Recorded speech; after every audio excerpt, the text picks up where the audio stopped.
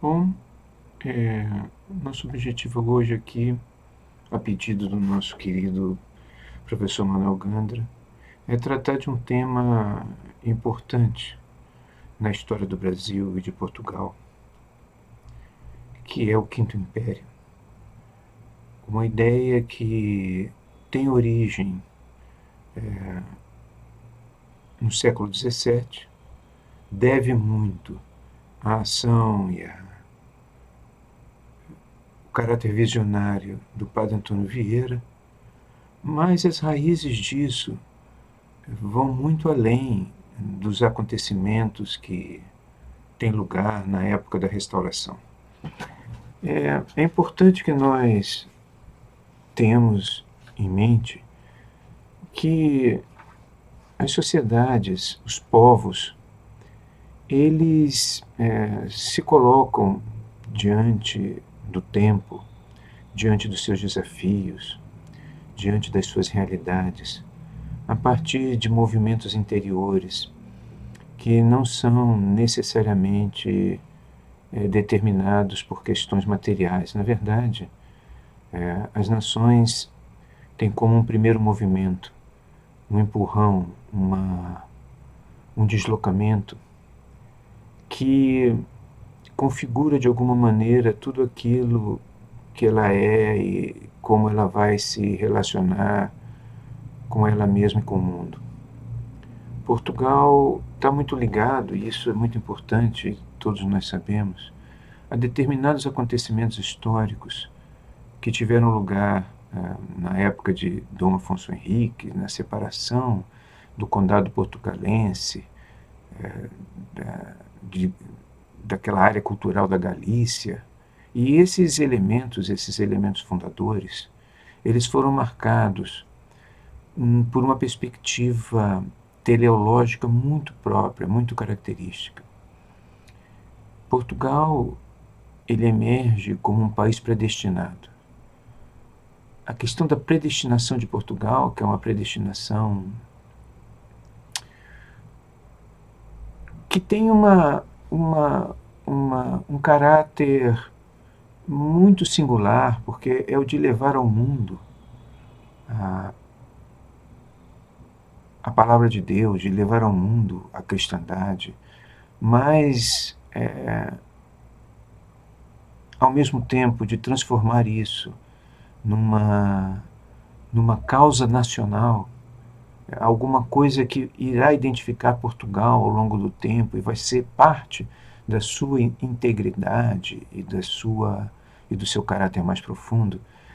Essa missão de Portugal, ela condiciona os atos que vão ser tomados pelos seus heróis, pelos seus reis, né? Pelos seus nobres, pelos seus soldados e pelo seu povo durante essa expansão, durante esse movimento, que é uma expansão para o sul, depois para a África, depois para o Atlântico e depois para o mundo. Esse perfil, essa realidade portuguesa, ela encontra no Brasil o melhor dos solos. O que eu quero dizer com isso? Portugal, ele não encontrou na sua expansão pelo mundo nenhum local como o Brasil para poder realizar essa sua missão. E por que eu digo isso? Porque nós temos que comparar Portugal com a Espanha para perceber que a Espanha teve desafios do ponto de vista da expansão na América, que foram desafios assim gigantescos, né? A Espanha, ela teve que enfrentar o Império Azteca, por exemplo. Tudo bem, o Império Azteca não foi difícil de ser derrubado graças ao engenho dos espanhóis e de Hernán Cortés, mas o Império Azteca, como depois o Império Inca, eram estruturas sociais muito complexas e culturalmente muito densas. E isso tornava a expansão espanhola extremamente trabalhosa do ponto de vista administrativo, político, social, econômico. Portugal, pelas suas limitações populacionais, Portugal ele tinha dificuldades dessas grandes operações, né, e Portugal enfrentou, na verdade, no Oriente, povos muito mais antigos e muito mais complexos e difíceis de serem conquistados do que a Espanha encontrou no México ou nos Andes. Mas Portugal encontrou no Brasil uma região que era uma região que não era muito povoada, não tinha a densidade populacional das regiões andinas ou da região mesoamericana, mas era uma região que também não tinha uma estrutura política local complexa, milenar como no Oriente, ou extremamente complexa e, bom, também milenar como na região mesoamericana. Os índios no Brasil, eles mal dominavam e estavam ainda dominando instrumentos de pedra, né? Eles não tinham metalurgia. Então Portugal ele teve aqui uma série de, não diríamos exatamente facilidades, mas particularidades no processo de ocupação que favoreceram o fato do Brasil passar a ser uma região na qual Portugal podia moldar as suas intenções, né? Podia as suas intenções mais profundas, ele podia moldar aquilo sem maiores percalços de natureza cultural ou militar. Então, o Brasil é um local onde Portugal se dedica a construir algo que é, acima de tudo, seu. Não é que os índios, os ameríndios que viviam, né, os povos originários, ou os africanos que foram sendo trazidos para cá, não tivessem acrescentado ao longo dos anos, né, ao longo do tempo, as suas particularidades, os seus valores culturais, as suas tradições. Mas aqui no Brasil, ao contrário da América Hispânica, Portugal teve condições de realizar isso com um grau de liberdade inimaginável. Quer dizer, ele pôde receber todas essas contribuições, controlá-las de uma forma que a Espanha não conseguiu fazer nos seus domínios americanos, pôde controlá-las e dar-lhes um perfil que era o seu, português. Eu digo isso porque eu estava falando aqui que Portugal tinha uma missão, e essa missão portuguesa, que está entranhada na alma portuguesa, e isso está muito claro. O nosso professor Manuel Gandra estuda muito isso e já várias vezes publicou trabalhos sobre esse assunto. Esses elementos simbólicos, esses elementos apocalípticos, né, que fazem parte dessa visão teleológica portuguesa, esses elementos eles puderam no Brasil consolidar uma base importante para a organização da estrutura social. Isso não é uma coisa assim de menor importância e nem deve ser vista como desprezível, porque os povos, eles acompanham os seus primeiros movimentos, eles acompanham aquilo que os inspira. E no Brasil, o que inspirou o processo todo de construção foi a missão portuguesa, desde o primeiro momento.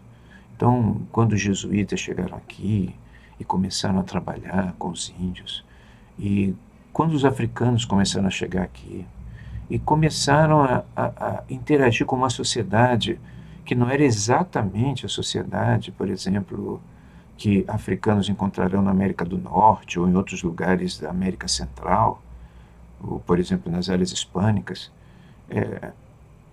quando isso começou a acontecer, o Brasil foi assumindo as mesmas perspectivas, né, portuguesas, de uma forma assim mais ampla, mais profunda. É que havia aí um processo assim muito sério de construção de valores, de atitudes inconscientes, na maior parte das vezes, mas deliberadas em outras, fica claro em princípios do século XVII, tanto para o bem quanto para o mal. quando os primeiros brasileiros começam a tratar do Brasil, né, no princípio do século XVII, quando o Brasil já é uma sociedade com alguma identidade própria, há muitas críticas à forma como o Brasil é conduzido. Há muitas críticas a um certo desleixo no processo de organização, principalmente porque havia uma comparação frequente com a forma como as coisas aconteciam nas áreas espanholas.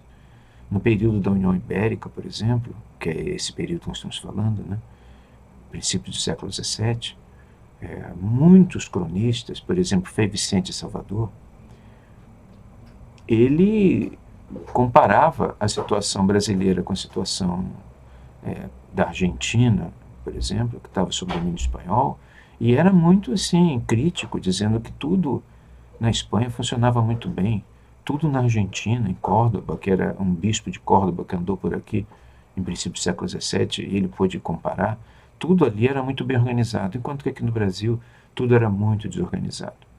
É evidente, como a gente falou aqui anteriormente, que isso tinha muito a ver com o fato de que as necessidades espanholas eram umas e as necessidades portuguesas outras. Mas esse aspecto era um aspecto muito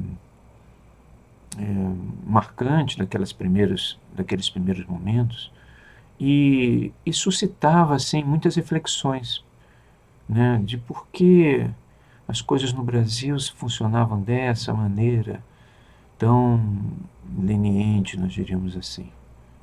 Mas havia aspectos muito positivos e muito estranhos no Brasil também, né? E quem vai primeiro anotar isso e vai reunir esses elementos é, sem dúvida, o Padre Antônio Vieira. O Padre Antônio Vieira, ele é o primeiro a formular, a entender que o problema aqui não era exatamente que havia leniência. O problema era que o Brasil, ele era diferente.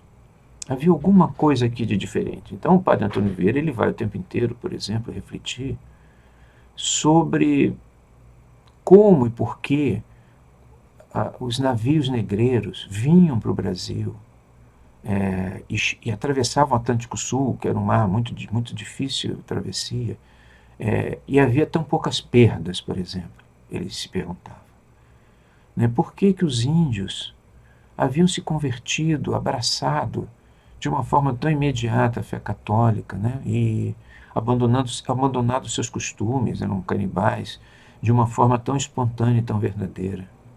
Ele se perguntava também, Padre Antônio Vieira, sobre os cristãos novos, né, sobre essa quantidade imensa de cristãos novos que o Brasil tinha e como eles se relacionavam e se mesclavam e se misturavam com a população local e como eles eram importantes para a estrutura social brasileira e portuguesa.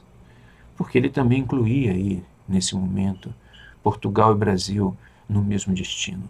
Porque há de se observar, isso é uma coisa que nem sempre as pessoas têm noção, mas isso é um fato, né? Porque a relação que Portugal mantinha com o Brasil não era a mesma que a Espanha mantinha com as suas colônias ou com os seus vice-reinados, né? E nem a mesma relação que a Inglaterra mantinha com suas colônias inglesas. O Brasil, na verdade, era um estado de Portugal, né? As pessoas vinham daqui voltavam para Portugal com total liberdade, né? De acordo com claro, com as possibilidades de cada um. Havia um deslocamento contínuo de populações, idas e vindas entre Brasil e Portugal, desde o século XVI e no século XVII, principalmente no século XVIII. Quando, na época do Marquês de Pombal, na época do José I, Portugal decide ampliar e apostar no fortalecimento institucional do Brasil, ele o faz como se o Brasil Portugal fosse. Então, não é uma questão particular, assim, uma excentricidade do Brasil. O que o Padre Antônio Vieira dizia é que o Brasil era diferente. Mesmo essa leniência, essa fragilidade cultural, essa fragilidade moral, que, por exemplo, muitos cristãos novos achavam espetacular no Brasil, a forma como as pessoas se interagiam umas com as outras, né? E como Portugal não aparentava ter estabelecer nenhum tipo claro ou dominante de sociedade preconceituosa. Isso é muito comum a gente observar isso no século XVII, né? Como é que havia uma interação contínua entre esses diversos grupos. E você vê, por exemplo, mesmo no século XVIII, o contratador Fernandes, célebre contratador Fernandes, que foi nomeado por Dom José I, contratador dos diamantes. Ele foi casado com a célebre Chica da Silva. Os filhos dele, ou pelo menos um, ele levou para Portugal, e essa pessoa fez carreira em português. Quer dizer, você tinha personalidades importantes em Portugal que eram filhas de escravos. Aliás, o próprio Padre Antônio Vieira também tinha ascendência africana. Então, mas o que o Padre Antônio Vieira vai fazer pela primeira vez, e isso é muito interessante, assim, do ponto de vista da missão de Portugal, da natureza do que vem a ser Portugal e o Brasil, projetados no tempo. O que ele vai fazer é cunhar o conceito, a ideia. Ele vai ter uma visão, na verdade. Isso não é só uma questão de ciência, de razão ou ciência política. Ele entendeu, observando com calma o Brasil, ou melhor, a obra portuguesa que estava sendo realizada aqui, que essa sociedade era diferente de todas as outras sociedades que ele conhecera, ou que ele tinha conhecimento, porque ele era jesuíta e sabia o que acontecia em outros lugares, né? Ele entendeu que aqui havia um processo de fusão, de articulação interétnico, intercultural, diríamos até religioso, que não acontecia em outros lugares. Ele considerou que isso era um sinal de que o Brasil e Portugal, né,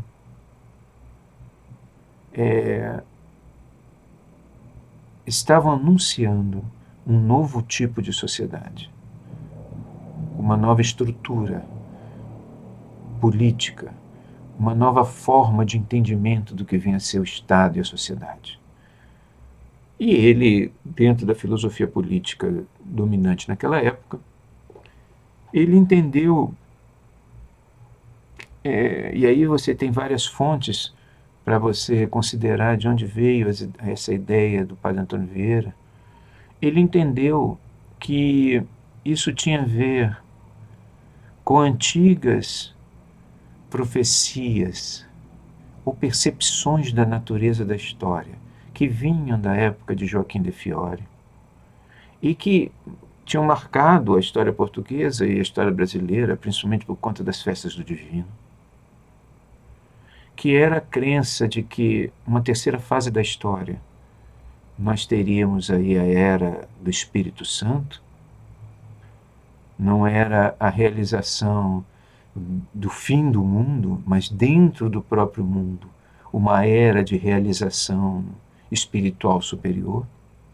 Havia aí a presença de ideias que circulavam muito entre cristãos novos e principalmente judeus do período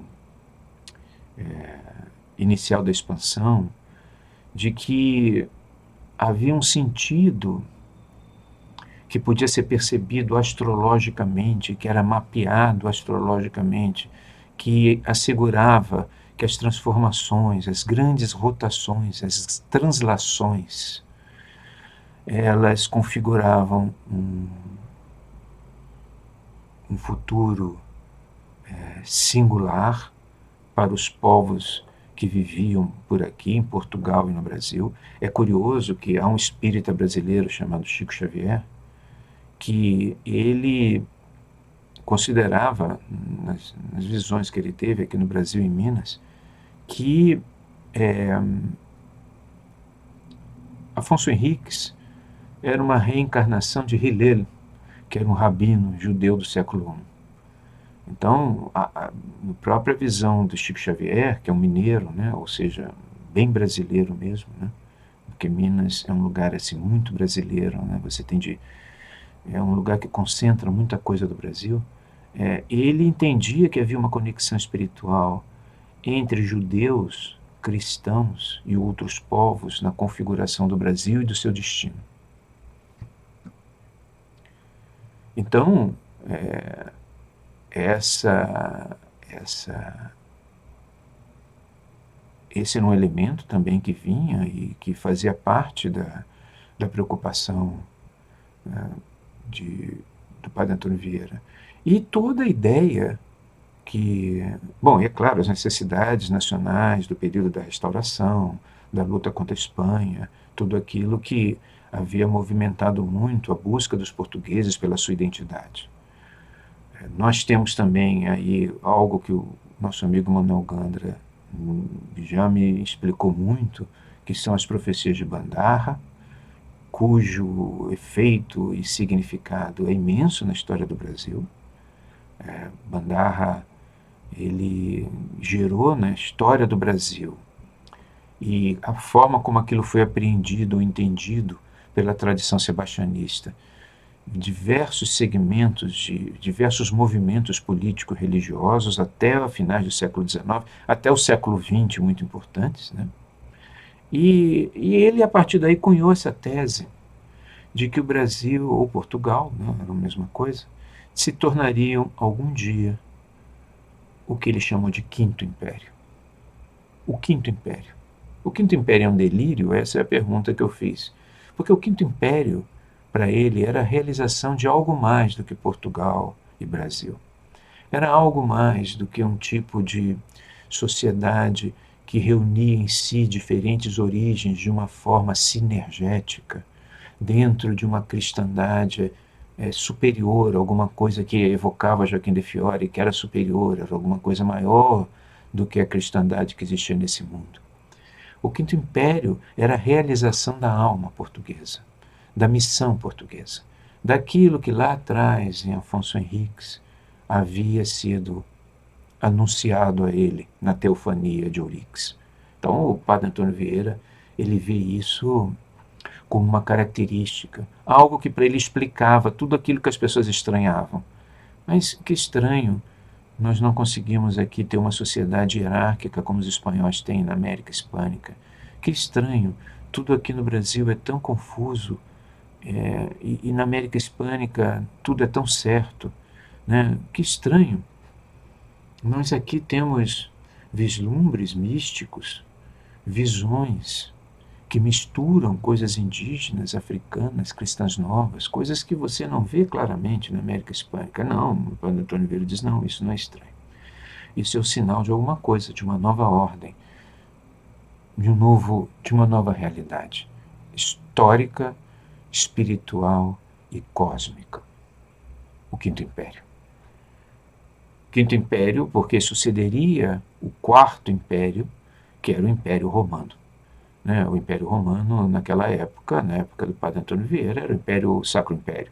O Sacro Império Romano Germânico, que era o Império Romano, restaurado, Translatio Imperii, restaurado por Carlos Magno, em 800. Esse era o Quarto Império, que havia sucedido, segundo grande parte dos pensadores políticos medievais e antigos, havia sucedido o Império babilônico, persa, o grego. O Império Romano era o quarto e último império. Depois dele viria aquele império que não será destruído, que Antônio Vieira entendia ser o Quinto Império e entendia ver em Portugal e Brasil esse espaço, esse acontecimento, essa coisa maravilhosa. Não dá para saber bem.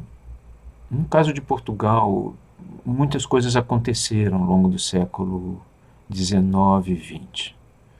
No caso do Brasil, há de se notar que os brasileiros, quando foram chamados a tratar da possibilidade de vir a ser independentes, isso depois da vinda de Dom João VI, quando Dom João VI chega ao Rio de Janeiro, as expectativas são exatamente da realização do império. Que império é esse? Bom, esse império é provavelmente o império sonhado pelo padre Antônio Vieira. Há muitas razões pelas quais, quando Dom Pedro I, quarto de Portugal, se torna soberano no Brasil, há muitas razões pelas quais o Brasil se torna um império. Uma delas, segundo o próprio José Bonifácio de Andrada, era as festas do império, né? As festas do Divino Espírito Santo, que eram festas nas quais os brasileiros celebravam uma futura sociedade de bem-estar e abundância. Então, além do mais, Dom Pedro era casado, se casou com a filha do imperador da Áustria e último imperador do Sacro Império. Então havia uma conexão entre os dois, né? Mas há uma coisa muito curiosa no Brasil, que deve ser anotado, que quando nós temos aqui quando os primeiros movimentos de independência, os primeiros movimentos de autonomia começam a se agitar em função não de um movimento brasileiro propriamente dito, mas em função do que estava acontecendo em Portugal, a Revolução do Porto, né, a reação dos portugueses a reação portuguesa em não aceitar aquilo que estava se configurando, que era a transferência da sede do Império Português para o Rio de Janeiro. Isso era o que o Dom João VI pretendia, era um projeto antigo, né, que vinha do século XVIII, e tinha a ver com essa ideia de que o futuro de Portugal era o Brasil. A reação portuguesa é que gera a reação brasileira. Mas quando os brasileiros eles reagem a Portugal, e isso é uma experiência assim nova, né? Porque não é que os brasileiros nunca tivessem reagido quando Portugal reagiram várias vezes, mas essas reações eram reações a atos administrativos portugueses, era aumento de impostos, era porque, de alguma forma, a administração portuguesa prejudicava interesses locais, mas o Brasil nunca tinha tido realmente um projeto, um movimento político que entendesse que a separação do Brasil de Portugal era necessária. Então, quando os brasileiros são movidos, e Dom Pedro I assume essa liderança, ele é motivado a assumir essa liderança, quando os brasileiros são movidos, eles tomam uma decisão que é única em todo o continente americano. Quer dizer, quase única, mas é singularmente uma das únicas, né? É uma das únicas e a mais importante de uma das únicas. Os brasileiros se recusam a criticar o poder do rei. Isso acontece na América Hispânica inteira, acontece nos Estados Unidos, acontece em várias ilhas do Caribe, né? Todos eles, quando entram na Revolução Atlântica, né, do Godechô, nesse movimento revolucionário que vai romper e proclamar as repúblicas americanas, todos entram na crítica dos reis, ou na crítica daquele que se chamava de princípio de legitimidade. O fato de você ter um sangue real não quer dizer que você seja rei, não quer dizer que você possa nos governar, quer dizer. Os brasileiros se recusam a questionar o princípio da legitimidade, né? Eles aceitam Dom Pedro I, em sua maioria, mesmo aqueles resistentes, como os pernambucanos, que tentam resistir, mas realmente não vão até o final da resistência, ou os maranhenses, que preferem continuar ligados a Portugal e são obrigados por Dom Pedro a permanecer no Brasil. Mas o fato deles não terem continuado a resistir mostra muito isso. A ideia dominante acaba sendo a de aceitação do princípio da legitimidade. E o princípio da legitimidade, ou seja, o reconhecimento da família real, implica numa obediência muito grande que os brasileiros tinham até aquele momento, ao contrário de outros povos, em valores metafísicos, em valores eternos, em princípios que não eram princípios terrenos ou materiais. Isso não lhes interessava predominantemente. Então, o que nós temos aí é o Império do Brasil, que vai durar até 1889. E deve ser anotado, isso é muito interessante, que Dom Pedro II ele é derrubado por um movimento militar e imediatamente expulso do Brasil com estoque de recolher na cidade do Rio de Janeiro. Quer dizer, e há resistência a isso. E a sociedade brasileira nunca deixou, mesmo durante a República, e essa é uma das razões da instabilidade contínua da República Brasileira, nunca deixou de achar que a grande política é aquela política que vem de Deus, é aquela política misteriosa, é aquela política que está além das paixões humanas. Durante muito tempo, houve uma tentativa de secularizar o Quinto Império, né, quando nas doutrinas de democracia racial brasileira, quando se deu conta que o Brasil realmente era o país mais misturado do mundo, isso é genético, isso hoje é uma coisa assim impressionante, né? É o povo mais misturado do mundo, por obra também dos portugueses, porque geneticamente 70% dos pais que temos são portugueses. E mães são divididas um terço, um terço, um terço de índias, africanas e portuguesas ou europeias.